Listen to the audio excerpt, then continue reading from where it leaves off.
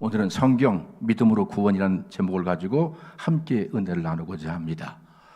바울 사도는 창세기 15장 6절의 말씀을 통해 유대교에서 기독교를 새롭게 탄생하게 만들었다고 저는 그렇게 믿고 있습니다. 아브라함이 여호와를 믿으니 그것이 의롭게 여김받았다는 것입니다. 이때부터 바울은 구약 성경 전체를 보는 눈을 이제 은혜로 보기 시작했습니다. 믿음으로 보기 시작했고요. 그래서 기록된 말씀들이 바울 서신들입니다. 루터는 로마서 1장 17절의 말씀을 읽다가 그리고 그 말씀 속에서 가장 중요한 솔라 피데, 오직 믿음으로만이라는 사실을 깨닫게 되어집니다. 그로 인하여 천몇 년 이상을 계속되었던 로만 캐톨릭에서부터 프로테스탄트 개신교로 새롭게 거듭나게 되어졌던 그 놀라운 일들이 하나님 말씀, 오직 의인은 믿음으로 말미암아 살리라는 그 말씀이 종교를 개혁하게 되어지는 놀라운 일을 경험하게 된 것을 알게 되어집니다. 여러분, 말씀은 예수 그리스도 그분이십니다. 말씀은 지금도 여전히 살아서 수많은 사람들을 변화시키는 능력이 하나님의 말씀입니다. 그리스도인들은 이 땅을 사는 동안에 예수 그리스도의 말씀을 기억해 봤으면 좋겠어요. 예수님께서 광야에 나가서 사람이 떡으로만 살 것이 아니고 하나님의 입으로 나오는 모든 말씀으로 산다는 사실로 악한 사탄을 이겨냈습니다. 하나님의 사람들은 광야 같은 인생을 사는 동안 물질로 사는 것이 아니라 하나님 말씀으로 산다는 사실을 경험하고 체험하고 이 사실들을 많은 사람들에게 보여주는 것이 신앙인들의 모습인 것입니다. 하나님 말씀은 곧 하나님 그분이십니다. 그 말씀은 지금도 여전히 살아계셔서 역사하는 말씀입니다. 사람을 변화시킵니다. 한 민족을 새롭게 합니다. 아니, 이 우주 전체를 구원한 능력이 말씀 안에 있다는 사실을 기억하시면서 올 한 해 이런 말씀을 좀 더 가까이 해보시지 않겠습니까? 제 마음에 부끄러운 고백이 있다고 한다면 저는 우리 멘토 목사님의 그 권면이었습니다. 김 목사, 말씀은 정말 살아있어. 그래서 네가 말씀을 깊이 있게 묵상하게 되어지면 그 말씀 되신 그리스도를 만남으로 인하여 때론 대성통곡하며 울게 될 거야. 때론 그 말씀 속에서 예수를 만나게 되어지면 너무 기뻐서 세상에서 가장 결정적 어떤 쾌락보다 그 쾌락을 뛰어넘는 그 기쁨이 있을 거라는 그런 권면의 말씀을 해주었어요. 그 멘토 목사님이 그렇게 사셨어요. 실제로 그렇게 사셔서 그분의 메시지는 다른 목사님의 메시지와 다른 것을 제가 잘 알고 있어요. 남은 시간 동안 저도 제 마음속에 소원이 있어요. 주님, 말씀이 곧 예수님이신데 그 말씀에서 그리스도를 제가 인격적으로 만나 멘토 목사님을 통해서 권면받았던 그 권면이 내 안에 실제가 되기를 소원합니다. 그래서 부족한 종이 말씀 속에서 예수님을 인격적으로 만나서 때로는 눈물로 회개하고 기쁨으로 펄쩍펄쩍 뛰어서 말씀을 준비할 때 여러분들에게도 그렇게 동일한 은혜가 있게 될 줄로 믿기 까닭에 말씀을 좀 더 가까이 하자고 권면의 말씀을 드리는 것입니다. 옆 사람 보고 고백합니다. 말씀은 하나님이십니다. 저 뒤도 보면서 말씀은 하나님이십니다. 하나님 만나야 삽니다. 이렇게. 여러분, 삶을 사는 동안 신앙생활이 재밌고 즐겁습니까? 신앙생활이 행복합니까? 여러분, 말씀을 안 하시는데요. 정직해서 감사합니다. 여러분, 우리가 삶을 사는 동안에 예수 믿으면 너무 기쁘고 즐겁고 행복해서 세상의 그 모든 것들을 능히 이기는 삶을 살아야 될 거 아니에요? 예배 시간이 너무나 즐거워서 아무리 바쁜 일이 있어도 가장 중요한 일이 예배로 경험되어져서 예배에 나와서 영과 진리로 예배드리는 이런 삶을 살아봐야 될 거 아니에요? 어디 가서 누군가에게 나는 예수를 믿는다라고 예수쟁이라고 강하게 그들에게 나의 정체성을 선포할 수 있어야 되는데 오늘날 그리스도인들의 삶 가운데 그런 부분들이 많이 부족하지는 않는가 생각을 갖게 되어집니다. 사랑하는 성도 여러분, 다시 한번 권면합니다. 하나님 말씀을 좀 가까이 하십시오. 그 말씀을 주하러 묵상하는 훈련들을 한번 계속해 보십시오. 수많은 사람들이 그 말씀 속에서 그리스도를 만나 그의 인생이 변화되었다 한다면 우리는 능히 변화될 수 있는 거 아니겠어요? 여러분 잘 아시는데 어거스틴은 로마서 13장 12절로 13절의 말씀을 읽다가 그가 변화가 되었습니다. 평생을 사는 동안 타락하여 사생활을 낳을 정도로 만유계에 빠져 영적으로 타락되었던 그가 하나님 말씀과 대면하는 순간 그 속에서 그의 음성을 듣고 그를 만나게 되어지니 기독교 역사에서 수많은 영향력을 끼쳤던 삶을 살게 되었던 것은 말씀 속에서 하나님을 만났기 때문입니다. 올 한 해가 그런 만남의 시간 되기를 다시 한번 권면의 말씀을 드립니다. 오늘 본문의 말씀의 배경은 사실은 3장 1절부터 보게 되면 말세에 대한 말씀이 나오고 있습니다. 말세에 대한 말씀을 강조한 말씀은 또 마태복음 24장을 보게 되면 말세에 대한 이야기가 잘 나오고 있습니다.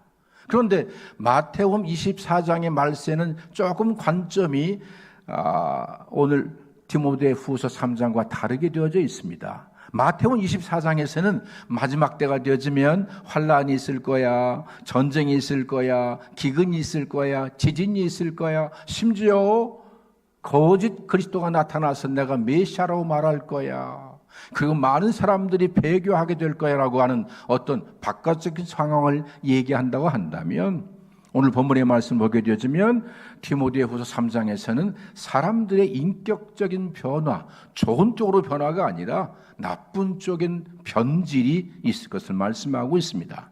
자기를 사랑하게 될 거야. 돈을 너무 사랑하게 될 거야. 쾌락을 사랑하는데 하나님보다 쾌락을 더 사랑해서 하나님 사랑하는 사랑이 식어지게 될 거야. 사람들은 자기를 자랑할 뿐만 아니라 교만하게 되어지고 끊임없이 입만 열면 누군가를 비방하고 정죄하는 삶을 살 뿐만 아니라 권위를 인정하지 않아서 부모님의 말씀을 거역하게 되어지는 사람들이 수시 일어나게 될 거야. 감사의 주권이 엄청나게 많음에도 불구하고 여러분 감사하지 못하고 인생을 살게 될 거야. 사람들은 절제할 줄 모르고 사나워지고 선한 것을 좋아하지 않고 끊임없이 하나님을 배도하게 되어지는 그런 일들이 있을 것을 말씀하고 있으면서 경건의 모양은 있지만 경건의 능력이 없는 사람들이 많이 있을 거야. 그리스도인이라고 말하지만 그리스도인답게 살지 못하는 사람들로 수많은 사람들이 세워질 것을 그렇게 말씀하고 있는 것입니다. 그럼에도 불구하고 마태복음 24장과 디모데전서 후서 3장의 내용 가운데 공통적인 것이 있는데 그 첫 번째가 무엇이냐면 거짓과 미혹의 일들이 있을 것이야 라고 말씀하고 있습니다. 마태복음은 많은 사람이 내 이름으로 와서 많은 사람들을 미혹할 것을 말하고 있네. 미혹할 것이다. 디모데후서 3장에서는 속이기도 하고 속기도 한다고 말씀하고 있습니다. 마지막 때가 되어지면 복음이 왜곡되어집니다. 바울을 통해서 주었던 그 생명력 있는 복음이 아니라 어느 순간인가 복음을 대체하게 되어지는 많은 것들로 강대상에서 선포될 것을 성경은 말씀하고 있습니다. 오직 믿음으로 살아서 구원받는 것이 아니라 여전히 행위를 강조하게 되어지는 그런 일들이 있을 것을 성경은 말씀하고 있습니다. 두 번째가 사랑의 결핍이라고 말하고 있네요. 마태복음에서는 불법의 성함으로 많은 사람의 사랑이 식어지리라, 많은 사람의 사랑이 식어지리라. 디모데후서에서는 하나님 사랑하는 것보다 쾌락을 사랑하고 돈을 사랑하고 자기를 사랑한다고 말하고 있습니다. 신앙생활은 이런 것 같아요. 하나님의 사랑을 깨닫는 것이 신앙생활이잖아요. 그래서 그 사랑의 너비와 길이, 높이와 깊이를 깨달아 알게 되어지고 그 사랑 알게 되어지니 나도 그분을 사랑하길 소원하면서 성령님 사랑으로 충만케 도와주시기 기도하니 성령이 부음바가 되어져 우리 안에 충만하게 되어지면 그 사랑에 이끌려 사는 것이 신앙생활이라고 요즘은 제가 깨달아져요. 아, 그렇구나. 예배하더라도 하나님의 사랑에 너무나 감사해서 나도 그분을 사랑해서 예배하는 것이고 기도도 마찬가지고 모든 행동의 동기와 근원이 사랑이 되어져야 하는데 사랑이 점점점 식어져서 형식적인 예배가 되어지고 습관적인 형식적인 기도가 되어지고 사랑이 없는 그런 삶을 살 것을 말씀하고 있습니다. 세 번째가 환난과 박해가 올 것을 말씀하고 있네요. 전 개인적으로 마지막 때 현상 가운데 가장 특이한 현상을 저는 예수 믿는 사람들, 특별히 믿음으로 사는 사람들, 특별히 예수님 외에는 구원이 없다는 사실을 끝까지 주장하는 그들에게 박해가 있을 것입니다. 저는 그런 날이 올 것을 상상도 못했어요. 두 가지 날이었어요. 첫째가 뭐냐면 말씀드렸죠. 어떻게 남자가 남자로 더불어 성행위하고 여자가 여자가 더불어 성행위할 수 있을까? 그것을 옳다라고 또한 어떻게 법제화할 수 있을까에 대해서 저는 그런 사회는 오지 않을 거야 라고 했는데 그런 사회가 점점 가까이 오고 있습니다. 예수님만이 유일한 구원자라는 사실을 선포하게 되어지면 당연한 진리이고 복음인데 이제는 싱크리티즘, 혼합주의가 들어와서 예수님 외에도 구원이 있다는 사실을 목회자들 가운데서 공공연하게 받아들이고 있다고 하는 것입니다. 여러분 잊지 마십시오. 경건하게 살고자 하는 자는 박해를 받게 되어 있습니다. 말씀대로 살고자 하면 박해를 받게 되어 있습니다. 당연하게 생각하고 준비하실 수 있게 되길 바랍니다. 그런데 가장 큰 문제는 마지막 네 번째입니다. 악한 사람들과 속이는 자들은 더욱 악하여질 것을 말씀하고 있습니다. 이 말씀의 공통점을 제가 마태복음 24장에서는 이 말씀 찾아봤어요. 노아의 때와 같이 인자의 마음도 그러하리라. 이 말씀 속에서는 악하다는 의미가 없기 때문에 쉽지 않았지만 창세기 5장의 말씀, 6장 5절의 말씀을 대비해 보니 똑같았습니다. 노아의 때는 사람의 죄악이 세상에 가득함과 그 마음으로 생각하는 모든 계획이 항상 악했다라고 말하고 있네요. 마음과 생각과 계획이 항상 악한 상태가 되는 것이 마지막 때의 모습이라고 말씀하고 있습니다. 이게 왜 무섭냐면 예수를 그리스도로 믿는 사람들은 점점점 선해져야 될 거 아니에요. 점점 그리스도의 마음으로 풍성해져야 될 거 아니에요. 예수님 닮아서 거룩한 삶을 살아야 되는데 어느 순간인가 성도들의 마음속에 죄를 묵인하고 용인하고 죄악 가운데서 먹고 마시는 삶을 살 때가 올 것을 견고한 말씀인 것입니다. 문제는 본문에서 말씀하고 있는 악한 자가 누구냐 말입니다. 악한 자가 누굴까? 악한 자가 더 악해지고 더 악해지는데 그 악한 자가 누구일까에 대해서 말한다면 이건 세상 사람들 얘기하는 거 아닙니다. 오늘 예수를 그리스도로 믿는 사람들 가운데서 성경적 가치관인 거룩한 삶을 조롱하며 사는 사람들이 나올 것이다.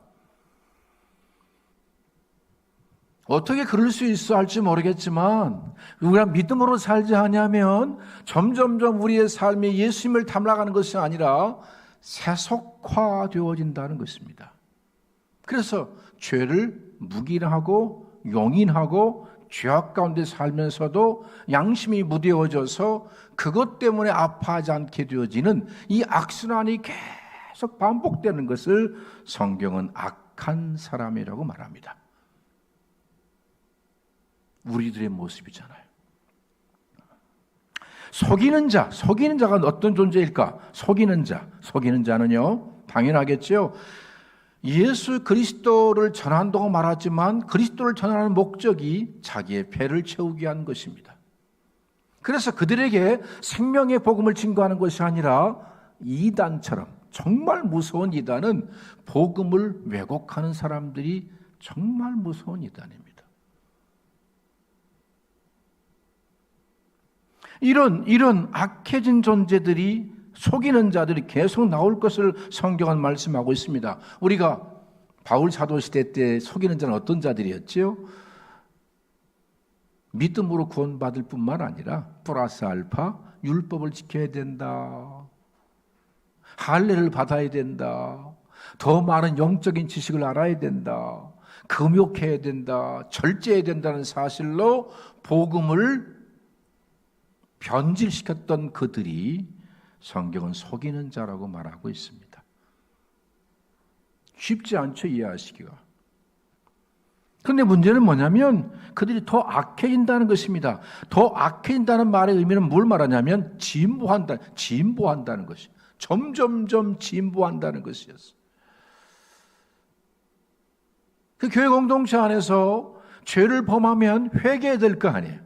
철저하게 눈물로 회개하고 그 죄에서 돌이키는 삶을 살아야 되는데 이제 사회적인 분위기가 죄를 죄로 인정하지 않는 분위기로 바뀌게 될 것입니다.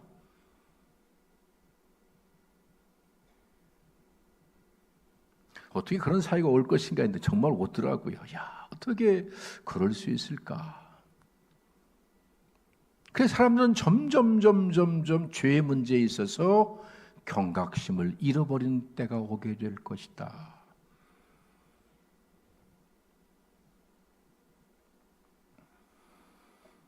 디모데후서 2장 16절로 17절을 보면 이런 말씀이 있어요. 한번 읽어볼까요? 망령되고 허탄한 말을 버리라. 그들은 경건하지 아니하며 점점 나아가나니 그들의 말은 악성 종양이 퍼져나간 것 같은데 그 중에 후메네오와 빌레도가 있느니라. 악성 종양이라는 단어, 악성 종양, 바로 그것이 그런 의미입니다. 그렇게 악성 종양으로 진보한다는 것입니다. 악성 종양은 갱그린이라는 단어인데 의학용어로 말한다면 malignant tumor입니다. 악성 종양. 여러분, 암도요, 일기는 쉽게 제거할 수 있어요. 사기도 그렇지만 이게 악성이 되어지면 굉장히 쉽지 않다는 얘기를 들은 적이 있어요. 우리 안에 악한 자들, 그 점점점 진보해서 악성 종양이 되어져 모든 장기를 다 정복하는 것처럼 그것이 성도들의 생각과 마음을 정복해서 그렇게 살게 될 것을 성경은 말씀하고 있습니다. 저는 여러분들에게 죄에 대해서 말씀을 드리면서 죄는 접착성이 있다고 말씀드렸어요. 한번 해볼까에 따라서 접착성이 있습니다. 죄는 한번 달라붙으면 징그러울 정도로 잘 떨어지지 않습니다. 그래서 죄의 문제는 생각에서부터 여러분들이 해결하셔야 됩니다. 그 생각을 방치하게 되어지면 생각이 마음이 되어지고 마음까지 빼앗기면 행동으로 옮기게 되어집니다. 여러분, 성령도 역사하지만 죄도 역사합니다. 옆 사람 보고 성령도 역사하지만 죄도 역사합니다. 참 이상합니다. 여러분들이 범죄하는 죄의 문제를 생각에서부터 마음으로부터 이 문제를 해결하지 않으면 죄를 범할 수 있는 상황들이 만들어집니다. 정말 기가 막히게 죄가 역사합니다. 우리 역시도 마찬가지겠죠. 성령의 사람이 되게 하여 기도하고 말씀을 가까이 하게 되어지면 성령이 역사하셔서 우리를 거룩한 삶으로 이끌어 가듯이 죄의 문제도 마찬가지예요. 생각에서부터 마음에서부터 그냥 방치하게 되면 죄를 범할 수 있는 상황을 죄가 만들어가요. 니가복음 4장 4절에 있어요. 죄는 접착성이 있어요. 전염성도 있어요. 굉장히 빠르게 전염되어 갑니다.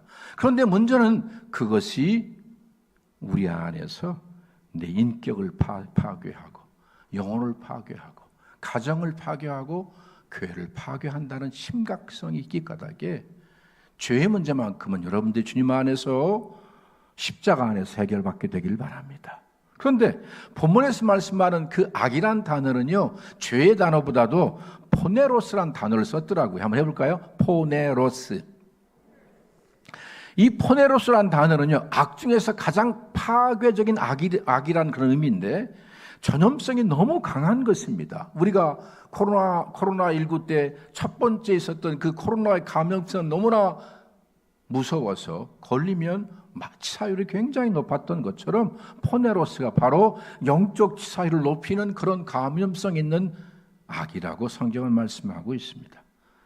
그래서 이것은 주변을 오염시키는 활동적이 있는 능력이 있는 그런 악인 것입니다. 자, 그러면 본문에서 말씀하고 있는 악이 무엇일까? 본문에서 제가 디모데 전후서를 딱 읽어가면서 내린 결론입니다. 그 어떤 악일까?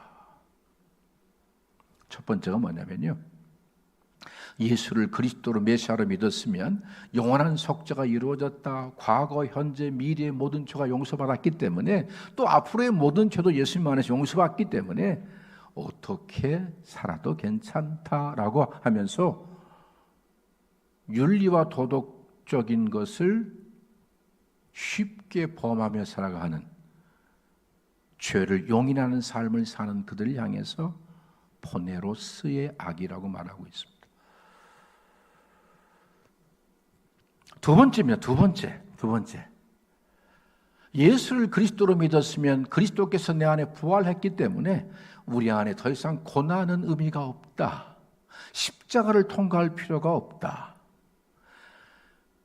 영적으로 연약한 존재이기 때문에, 미성숙한 존재이기 때문에 바울과 그리고 디모데처럼 고난받는 것이지, 예수 믿는 사람들은 이미 승리한 존재이기 때문에 고난받아야 할 필요가 없다라고 가르쳤던 그 복음이 있었습니다. 실제로 있었어요. 그것을 포네로스라고 말합니다. 여러분, 성경은 말씀하잖아요. 우리가 거룩하게 살려면, 말씀대로 살려면 반드시 박해가 있어요. 예수 그리스도를 따라가려고 한다면 반드시 십자가의 고난이 있을 수밖에 없는 것인데, 어느 순간인가 교회 공동체 안에서 성공신학을 얘기합니다. 예수 믿으면 성공한다는 것입니다. 예수 믿으면 범사가 잘 된다는 것입니다. 잘 될 수도 있지만 스스로가 안 되는 사람도 있습니다. 제가 어떤 목사님은요, 정말 좋은 대학을 나왔습니다. 공부도 많이 했는데 그분은 스스로가 결단해서 저 섬에 들어가서 별로 몇 명 안 되는 그들을 사랑함으로, 말씀으로 가르치는 분도 계십니다. 자본주의의 개념으로 우리의 신앙을 평가하지 않게 되기를 바랍니다. 할렐루야. 자본주의의 개념은 등급을 먹이는 것입니다. 내가 수고하고 노력해서 부자로 잘 사는 것입니다. 여러분, 성경은 그렇게 말씀하고 있지 않습니다. 그리스도와 함께 고난받는 삶을 사는 그들이 하나님의 아들들인 것을 잊지 않았으면 좋겠어요. 자, 그러면 이제 결론의 말씀 한번 드려보겠어요. 마지막 때가 되어지면요, 사람들의 어떤 신앙은 점점 약해져서 하나님을 사랑하지 않고 자기를 사랑하고 돈을 사랑하고 쾌락을 사랑해서 나를 즐기기 위해서는 못할 일이 없어요. 다 그 일 하는데 예배도 드리지 않고 기도도 드리지 않고 명목상 그리스도인으로 살게 될 것을 성경은 말씀하고 있어요. 심지어 많은 사람들이 거룩한 삶보다 더 중요한 것은 편안한 삶이다. 예수 믿으면 부자로 잘 살아야지. 그래서 수단과 방법을 가리지 않고 정직하게 사는 것이 아니라 돈을 많이 벌기 위한 방법으로 그리스도를 선택한 사람들도 있게 된다는 것을 말씀하고 있습니다. 영적으로 점점 어두워질 것입니다. 우리 안에 가장 중요한 그리스도를 향한 사랑들이 점점 식어질 것입니다. 예배의 감격과 감동을 기대하지 않을 것입니다. 천국에 대한 분명한 소망과 지옥에 대한 그 처절할 정도로 경계할 경계성을 잃어버리게 될 것입니다. 이유가 뭐냐면 우리 영혼이 잠들었기 때문입니다.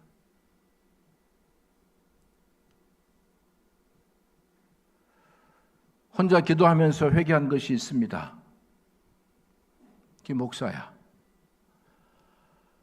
이 땅에 수많은 영혼들이 지금 지옥에 떨어지고 있는데 너는 지금 뭐하고 있니? 제 안에 질문이었고 깨달음이었어. 절대로 가서는 안 될 수많은 영혼들이 지옥에 떨어지고 있다 한다면 한 번쯤 그들의 영혼을 붙들고 울어야 되는데 너는 그렇게 울어본 적이 있냐? 우리 성도들 한 10년이 그리스도를 닮아서 그리스도를 따라가는 그리스도의 삶을 이루어가는 그런 성도 될 수 있도록 네가 만들어낼 텐데 그렇게 살지 않는 성도 때문에 울어본 적이 있니? 제가 그것 때문에 울었습니다. 하나님 죄송합니다. 제가 제 마음이 어두워져 있네요. 저렇게 수많은 심령들이 지옥 형벌로 떨어지고 있는데 한 번도 제가 아파해 본 적이 없었습니다. 울어본 적이 없었습니다. 주님, 이제는 제가 울겠사오니 성령 도와주십시오라고 기도했어. 우리의 마음이 어두워져 있으면 가장 소중한 천국이 보이질 않습니다. 인생의 최고의 보화이신 예수 그리스도를 보지를 못한다는 것입니다. 내 인생의 가장 최고의 가치이신 그리스도를 발견해야 되는데 그리스도를 찾고 그리스도를 만나는 일에 점점점 소홀해지는 것은 우리의 마음이 어두워진 상태에 머물러 있기 때문이며, 강대상에서부터조차 여러분들을 깨우지 못했던 첫 번째 책임이 저에게 있다는 사실을 저는 오늘 이 시간 여러분들이 회개합니다. 하지만 남은 시간 동안만큼이라도 여러분 한 심령을 생명의 말씀으로 깨우쳐 천국을 소망하며 인생을 살 뿐만 아니라 그분이 예비하신 면류관 받기를 소원하며 달려갈 수 있는 존재들로 만들기 위하여 더 주님을 의지할 것입니다. 지난주도 부탁했지만 저를 더 많이 기도해 주십시오. 여러분의 기도가 저를 그렇게 만들어 가실 것입니다. 제 마음에 소원이 있다면 천국 갔을 때 우리 목사님, 우리 예수님께서 저 목사야, 네가 목회한 성도 가운데 이렇게 면류관 쓴 사람이 있다. 저는 그게 최고의 소망입니다. 그 소망을 함께 꿈꿀 수 있게 되길 바라요. 자, 그러면 세상은 점점점 그렇게 어두워질 터인데 우리는 그 세상을 따라서 세상을 본받아서 그렇게 어둡게 인생을 살아야 됩니까? 수많은 믿음의 사람들이 예배를 등한시하고 하나님을 사랑하는 일을 점점점 멀리하고 하나님 기뻐하는 삶을 사는 것이 아니라 기뻐하지 않는 삶을 산다고 하니 나도 그렇게 살아야지, 그렇게 살아야 됩니까? 우리는 결코 그렇지 않다라고 하는 것입니다.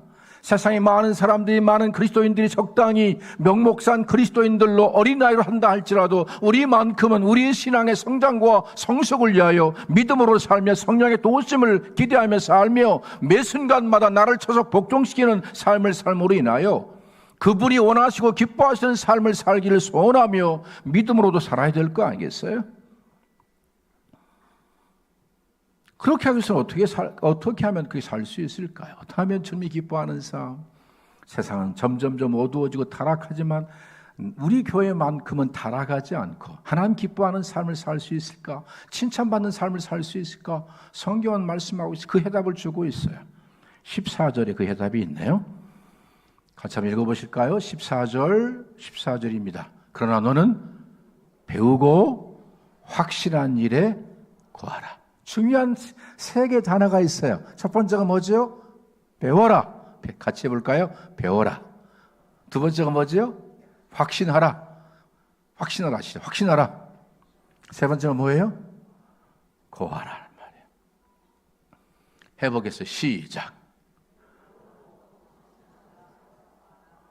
배우고 확신하고 구할 것을 명령하고 있습니다. 오늘 우리의 문제는 거기 있는 것 같아요.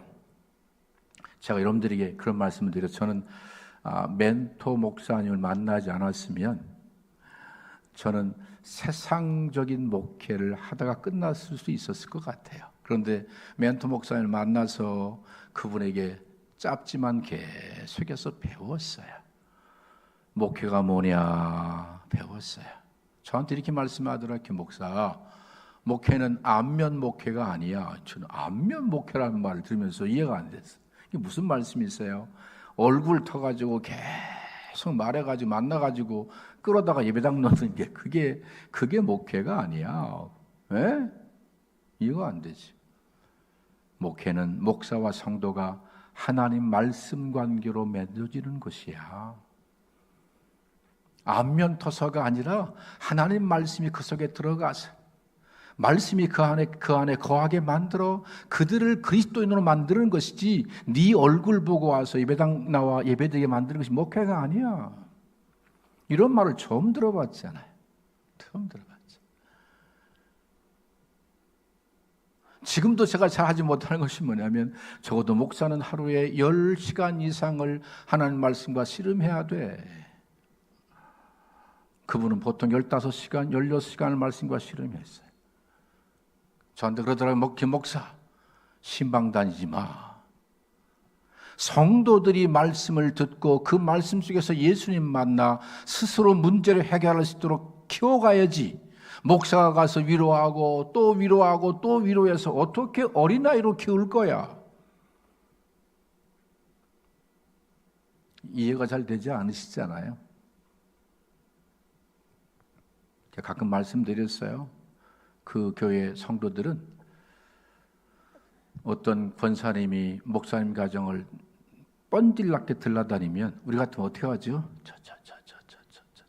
목사님이 말이야, 저 권사만 편애해 이럴지 모르겠어요. 그런 모습을 보면 서로 그런다는 거예요. 권사님 감사해요. 내가 우리 목사님을 잘 섬겨야 되는데 내가 여러 가지 시간도 환경도 못 돼서 나는 섬기지 못하는데 내 대신 섬겨서 너무나 감사해요. 고마워요. 어떻게 이게 가능하겠어요? 하나님 말씀이 그 속에 들어가서 말씀과 그가 하나가 되어지니 누군가를 향해서 질투하는 것이 아니라 오히려 더 고맙게 생각하는 그런 삶의 변화가 있다는 거예요. 우리는 배워야 돼요. 하나님 말씀을 제대로 똑바로 배워야 돼요. 제가 말씀드렸죠. 저는 테니스 치면서요, 첫 번째 테니스를 가르친 분을 잘못 만났어요. 그래서 제가 발리를 잘 못해요. 잘못 배워가지고. 미안합니다. 테니스 얘기예요. 지금 테니스 안 친 지가 벌써 20년 됐어요. 아무튼 그래서 발리만 하면 이 발리를 부드럽게 이렇게 앞으로 쳤어야 되는데 팍 때리는 걸로 해가지고 네트에 걸릴 때가 많아. 잘못 배워가지고 이게 안 고쳐져요. 처음 배웠던 거 잘못 배워가지고. 신앙생활도 마찬가지. 배우는 것이에요. 배우는데 어떻게 배워야 되느냐? 전제 조건이 있어요. 그것은 머리로 배우는 것이 아니라 그리스도를 닮기 위하여 배운다 이 말이에요. 그리스도를 따라가기 위해서 배운다 이 말이에요. 그리스도의 그 인격이 내 인격 되기를 소원하면서 말씀을 배우자 이 말이에요. 그게 배우는 것이에요. 그 다음 단계에 들어가게 되어지면 그 다음 단계가 이제 우리 안에 확실하게 되어지는데요. 확실한다는 말이 뭐냐면 이것은 경험을 통해서 내 안에 증명되는 것이라 이 말이에요. 예를 들어 말씀을 드려볼까요? 여러분, 우리가 하나님 말씀을 우리가 늘 기억해야 할 이유가 어디 있냐면, 저는 이제 결정적 위기를 만나게 되면 항상 제가 외는 말씀이 있어요. 이는 힘으로 되지 아니하며 능으로 되지 아니하고 오직 나의 영으로 되느니라는 말씀을 늘 생각해요. 결정적 상황을 만나게 되면 여러분들이 그런 루틴을 한번 만들어 봤으면 좋겠어요. 여러분들이 성경을 읽다가 왠지 그 말씀이 좋아, 그 말씀이 이상하게 마음에 감동이 다가와. 그러면 그 말씀을 하나님이 여러분에게 주신 말씀을 한번 붙들고 결정적 순간이 올 때마다 그 말씀을 기억하고 암송하고 그리고 묵상해 보세요. 그러면 어느 순간인가 그 말씀이 살아서 내 생각과 내 마음을 바꾸는 그 놀라운 경험을 하게 되어져요. 이때가 되어지면 확신하잖아요. 말씀은 살아있어. 말씀은 정말 살아있어. 운동력이 있어. 좌우의 날선 어떤 것보다 예리해서 혼과 영과 및 관절과 골수를 찔러 쪼개는 능력이 있어 라는 사실을 확증하게 되잖아요. 이런 확증을 한번 경험해보자 이 말입니다. 여러 인생을 살면서 목마름의 문제가 많이 있어요. 참 인생은 그런 것 같아요. 하나님으로 충만하지 않으면 우리 내면 속에 여러 가지 목마름이 많이 있어요. 이 목마름의 문제를 말씀 속에서 한번 처음 해보자 이 말이에요. 너희 안에 생수의 강이 흘러넘치리라. 주님, 이게 어떻게 가능합니까? 하지만 예수 그리스도의 말씀은 1.1획도 변함이 없잖아요. 없으면 그 말씀 붙들고 성령님, 내 안에 충만히 임재하셔서 내 안에 생수의 강이 흘러넘침으로 말미암아 세상 것에 대한 미련 없게 도와주시옵소서. 세상에 살지만 세상 그것이 목적이 안 되는 삶을 살아야 될 거 아니에요? 눈에 보이는 육신의 정욕, 안목의 정욕, 이생의 모든 자랑들을 뛰어넘을 수 있는 능력은 말씀 안에 있기 때문에 그렇게 한번 경험해 보자 이 말. 그래야만 많은 사람들에게 성경 읽어봐. 그 성경 읽으면 예수님 만날 수 있어. 성경 읽다가 나는 예수님 만났거든. 성경 묵상해봐. 그 성경만 묵상하더라도 하나님께서 문제를 다 실타리처럼 풀어가시더라고 라고 경험하면, 확증하게 되어지면 그렇게 전할 수 있잖아요. 지금 바울이 디모데에게 그 말씀하는 거예요. 말씀을 확증해라. 그러면서 여러분들이 하나님 말씀 앞에 이렇게 묵상하고 순종할 때 하나님이 행하신 일들이 있으면 이렇게 노트에다 기록을 좀 해놓으세요. 저는 컴퓨터에다가요, 김초로 스토리라고 써놔가지고 하루의 삶을 사는 동안 어떤 굉장히 중요한 일들이 있으면 다 제가 기록을 해놓습니다. 그래서 제가 과거에 매국교에 있었던 그 기록들을 보니까 그때 그런 일이 있었구나. 그때 하나님께서 이렇게 일하셨구나. 이게 다 기록이 되어져 있어요. 한 번쯤 여러분들이 여러분의 그 신앙 노트에다가 말씀을 묵상했을 때, 말씀을 읽었을 때, 그 말씀에 순종했을 때 그분이 일하셨던 것들을 잘 기록해 놓으신다면 큰 도움이 될 것 같습니다. 마지막 이제 말씀이 내 안에 거하게 해라. 확신도 중요하지만 말씀이 내 안에 거한다는 말 말씀드렸죠. 매노하는 것인데요. 매노한다는 말이 이것이죠. 우리가 여행을 가면 텐트에서 살아요. 그죠? 지금은 그렇지 않지만 저는 젊은 날에 제가 지리산 갈 때 텐트를 탁 메고 저 노고단에서 화엄사에서부터 그 계단을 올라가 천왕봉까지 간 적이 있는데 가다가 이제 쉼이 필요하면 텐트를 쳐놓고 잠을 자고 그러잖아요. 그 텐트의 삶이잖아요. 그러나 텐트의 삶은 언젠간 집으로 돌아가야 되잖아요. 그래서 거한다는 말이면 집에서 함께 산다는 거예요. 아내와 남편이 함께 살듯이 그리스도와 내가 함께 사는 것을 의미합니다. 그러면 우리는 여호와의 집이기 때문에 내 집의 주인은 누구죠? 그리스도 그분이라는 것이에요. 그래서 내 안에 내가 말씀 안에 거한다는 말의 의미는 그리스도가 내 삶의 주인 되게 하라라는 것이에요. 이때가 되어지면 우리는 세상을 죄를 이긴다는 것입니다. 세상이 아무리 타락해도 우리는 고고하게 가장 거룩한 삶을 살게 된다는 것입니다. 세상에 많은 사람들이 적당히 하나님 믿어도 우리만큼은 하나님을 향한 뜨거운 사랑이 예배가 되어지고 기도가 되어지고 찬양이 되어지고 그것이 헌신이 되기 때문에 주를 위해서 사랑이 되어진 예배는 그 예배 속에 감격이 있고 눈물이 있고 그 찬양 속에는 정말 기쁨이 있고 그 헌신 속에는 즐거움이 있게 되어지는 이런 반복된 축복의 사이클들이 계속될 것을 성경은 말씀하고 있습니다. 그런데 중요한 말씀이 있네요. 어디에서 배워야 되느냐라고 하는 것을 이제 15절로 17절의 말씀 속에서 나와 있는데 한 번 더 읽어볼까요?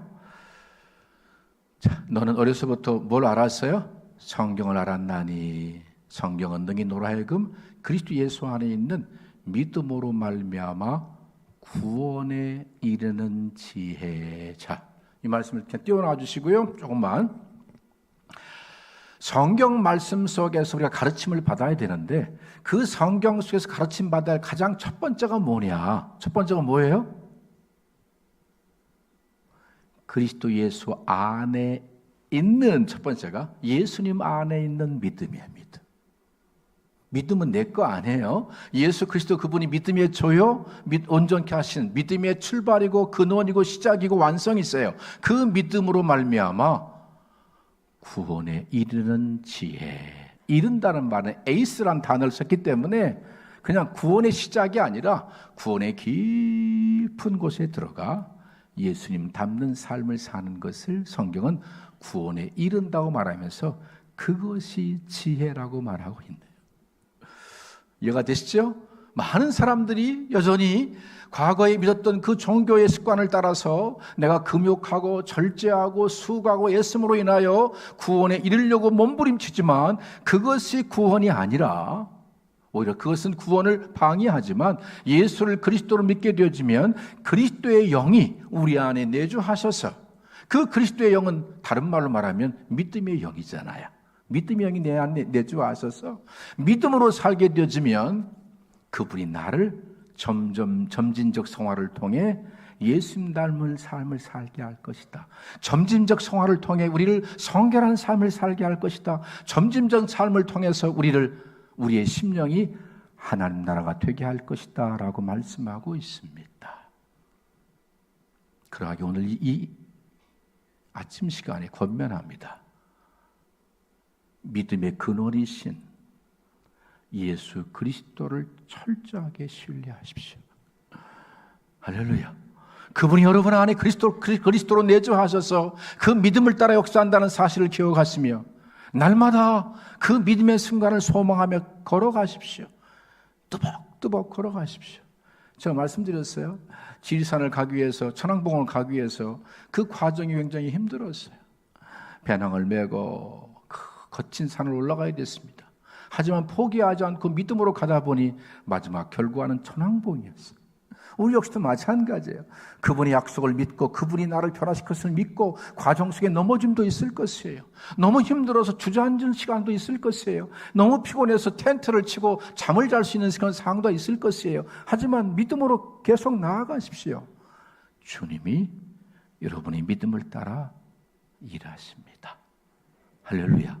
그래서 우리가 성경 속에서 들어야 할 첫 번째 가장 중요한 메시지는 믿음으로 구원받는다. 그런데 그 믿음은 그리스도의 것인데 그 그리스도께서 내 안에 믿음으로 찾아오셔서 여러분 믿음으로 반응하면 그분이 일하심으로 나를 변화시킨다는 이 놀라운 복음을 꼭 가슴속에 붙들고 올 한 해 승리하시게 되길 바랍니다.